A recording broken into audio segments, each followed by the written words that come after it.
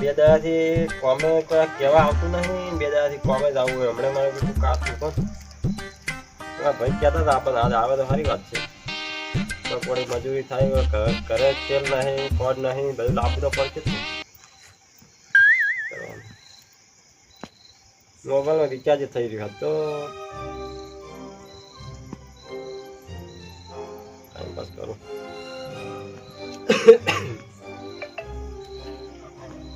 મોબાઈલમાં રિચાર્જ કરાવવું પણ હવે પૈસા નહીં.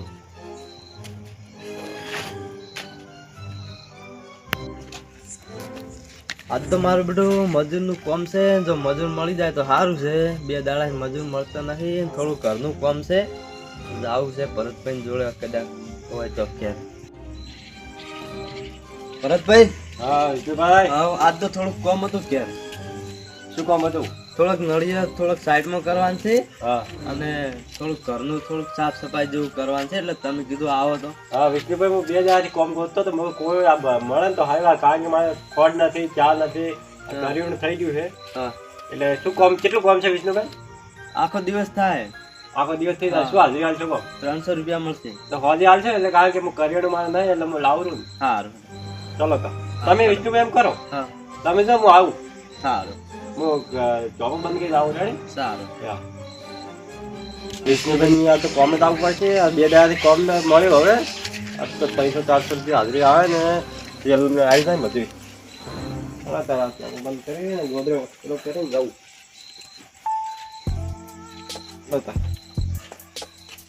ભરતભાઈ હજી કેમ આયા નહીં? વિષ્ણુભાઈ, હા, શું કામ હતું વિષ્ણુભાઈ? કેટલું કામ કરવાનું મારે? આપણે આ કેરેટ છે ને પેલી બાજુ ગોઠવી દેવાના છે હા, અને નળિયા થોડાક પેલી સાઈડમાં ખસેડવાના છે. એવું એમ? હા, આનું કામ છે વિષ્ણુભાઈ, બીજું નહીં? એટલું કામ કરી દેજો. હા, પછી હું ઘરે જઈ અને પૈસા લઈને આવું છું. એ સારું. તો તમે જો હું કામ કરીને પાછો ઘરે આવું.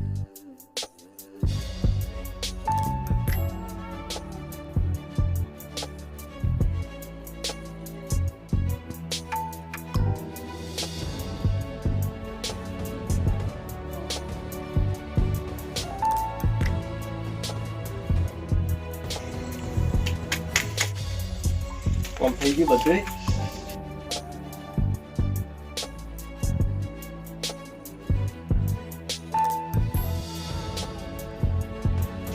કોમ થઈ ગયું. હવે હું વિષ્ણુભાઈ પાસે જાઉં, પૈસા લાવો. 500 થઈ ગયો. હા વિષ્ણુભાઈ, હાઉ. બધું કામ કરી પડું હે. હા, નળિયા મેળ દીધા ને પેલું બધું હતું ને બધું મેળ દીધું હે. હા, હવે તમારે હું હવે નીકળું. હા, તમારે હવે હાજરી આપો એટલે તેલ ને ગોળ ને બધું લઈ દઉં. હા.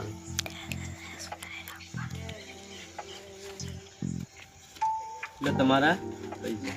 હા વિષ્ણુભાઈ, હા આ તો તેલ ને ગોળ આવી જાય આટલો તો. બસ. અને વિષ્ણુભાઈ હવે કોઈ કામ હોય ને માર કાજ ને હા, તો મને ક્યાં તો કહેવા આવજો. રાડે હું ઘરે જ છું હમણાં તો. ફોન કરી.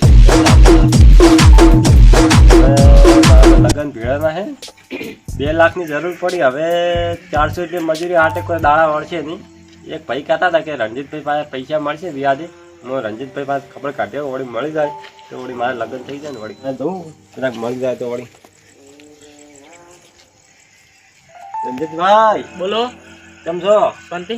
આપણે પેલા ભાઈ કહેતા હતા મને કે 2 લાખ રૂપિયાથી રણજીતભાઈ વ્યાજે પૈસા આલે છે. મારે હમણાં લગ્ન છે ઘરે એટલે મને 2 લાખ રૂપિયા વ્યાજે લેવા છે. 2 લાખ રૂપિયા તો હું આલું, હા, પણ 15% વ્યાજે આલ્યો અને 12 મહિના પછી મારા પૈસા જોઉં. વાંધો નહીં. 15% તમે 15% લેજો, પણ મને 2 લાખ રૂપિયા આલો. કારણ કે સારું, લગ્ન તમે કરવાના. ઉભા રહો, હું લઈને આવું પૈસા. એ સારું. હાલો રણજીતભાઈ 2 લાખ રૂપિયા હવે હાલે ને હું હવે લો રણજીતભાઈ 2 લાખ હાલે એમ હું ગણી લઉં. ગણી હા રણજીતભાઈ થઈ ગયા 2 લાખ. 12 મહિના પછી મારા પૈસા જોઈ પા. હા રણજીતભાઈ 12 મહિના પછી મળી જાય. એ સારું.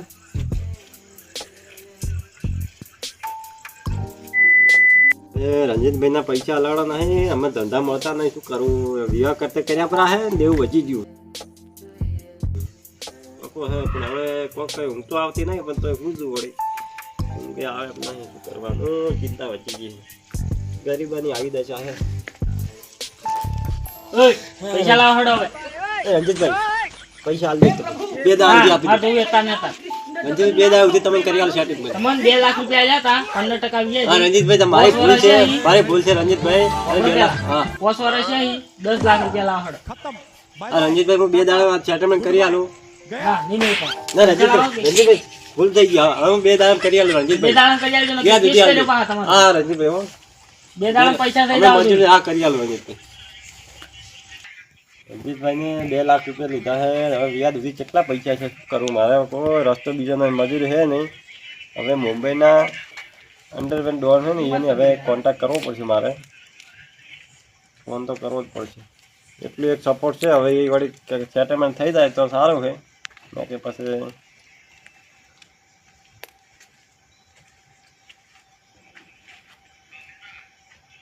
હેલો, હા હું ભરત બોલું. ભરતભાઈ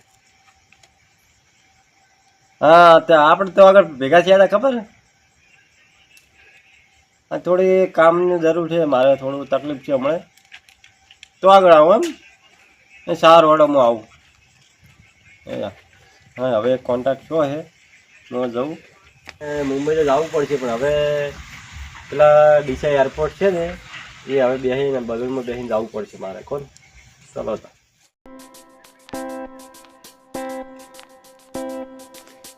દાદા ભાઈ અરે તમારી જરૂર પડી મારે આજે ઘણા દિવસે. શું મારી જરૂર પડી? દાદા પૈસા દેવું થઈ ગયું. હવે લગ્ન હતા 2 લાખ રૂપિયા લીધા હતા, હાલ દેવું થઈ ગયું 5-6 લાખ રૂપિયા. શું કરવું કહું દાદા? તો ભાઈ મજૂરી કરો ને પણ. મજૂરી 400 રૂપિયા હાલવી આવે દાદા, પણ કોઈ પાલવતું નહીં દેવું છે. આજનો વાયદો, આજ 2 દાડો વાયદો દાદા. કોક કરો, તમારા ભરોસે આવ્યો દાદા. શું હું આટલા સુધી આવ્યો, તમે એવો કોક કરો મારા વાળો. 2 નંબર બસ મજૂરી કરવાનું ચાલુ કરો. દાદા પણ મને કોઈ 2 નંબરની મજૂરી આવતી નહીં દાદા. મારા પાસે પૈસા તો પડ્યા છે, હા પણ તમે મારું કામ માનો તો. દાદા હું બધું તો તમારું કામ મારીશ, ખાલી મને મજૂરી આપો. તમે છે કિડનેપનો ધંધો કરો અને મને કિડની આપો, તમને 2 પેટી પૈસા હું આપી દઈશ. દાદા મારથી થાય એમ નહીં, પણ હવે હું કરીશ. કારણ કે મારે એવું વધી ગયું છે. એ કરું તો મારે મારો દારો છે, એના કરતાં 2 નંબર કરીને તમને પેલું કરી મારે પૈસા તમે આવજો મને 2 લાખ. તો તમે એટલું કામ કરજો, કિડનેપ વાળો ધંધો તમે દેવામાંથી બહાર નીકળી જશો. હા દાદા હું ચોક્કસ. અને તમને કિડનેપ કરી કિડની લઈને આપજો, હું પૈસા તમને આપી દઈશ. સારું દાદા. સારું. હા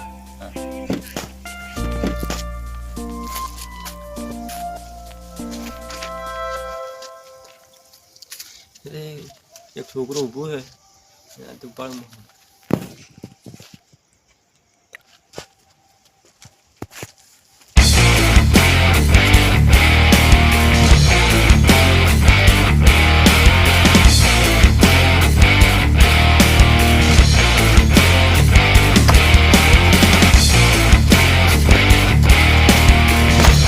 મુંબઈ જાઉં પાછો.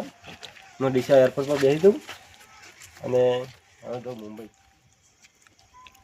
દાદા હા ભાઈ. આ કિડની લાવી ગયા.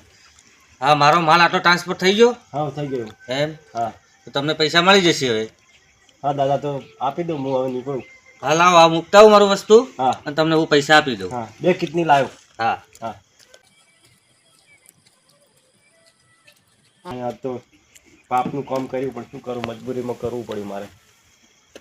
જો આ ભાઈ, આ 2 પેટી પૈસા હા. તમારે દેવું પણ મુક્ત થઈ જશે. હા દાદા સારું? હું જાઉં. હા જઈ શકો છો. કામકાજ હોય તો મને હું તમને કોલ કરીશ. સારું સારું. હા